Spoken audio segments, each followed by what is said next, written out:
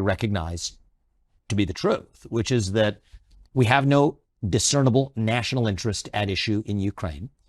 The truth is that as much as we will fetishize and debate the 1994 Budapest Memorandum, which the U.S. wrote, UK and Russia were also parties to it with Ukraine, which I believe we have more than fulfilled our obligations. You don't hear a peep about James Baker's 1990 commitment, his not 1 inch commitment to the NATO wouldn't expand 1 inch beyond Germany.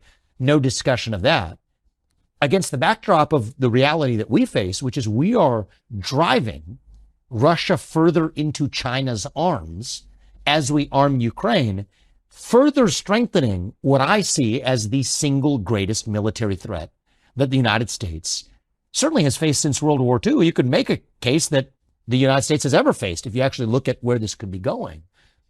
And yet we are actually the ones responsible for driving that Russia-China military alliance. And so one of my advantages is that I am not, some people say, well, you don't have foreign policy experience. And I'll say, yes, I don't have foreign policy experience. And that may actually be an advantage in bringing a rational American. So you're not responsible for the war in Iraq. Yeah, and that's a bad thing. Yeah, well, I think we could debate whether it's a bad thing or not. But if you break the car, you don't turn over the keys to the guy who broke it. No. That's what I would say. And so, I think that we are on our way to Ukraine turning into another Iraq or another Vietnam all over again. Except this time I think it could be worse because there's nuclear weapons at issue.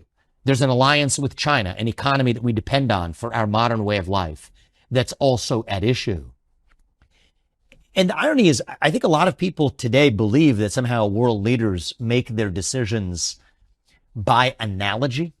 So Xi Jinping is going to say, oh, well, because Vladimir Putin walked away with a piece of Ukraine that he didn't have, that somehow means that by analogy, I'm going to be judged more favorably if I go after Taiwan and walk away with a piece of Taiwan that I didn't have, when I basically don't think that's how autocrats or any global leader should, or at least does, make decisions. To the contrary, I think what's actually more likely to happen is we're going to put Xi Jinping in a more likely position to go after Taiwan sooner because he knows that Russia's in his camp because they're in a more solid alliance. There's nothing we can do about it. Yeah, on Taiwan, you mean? Yeah.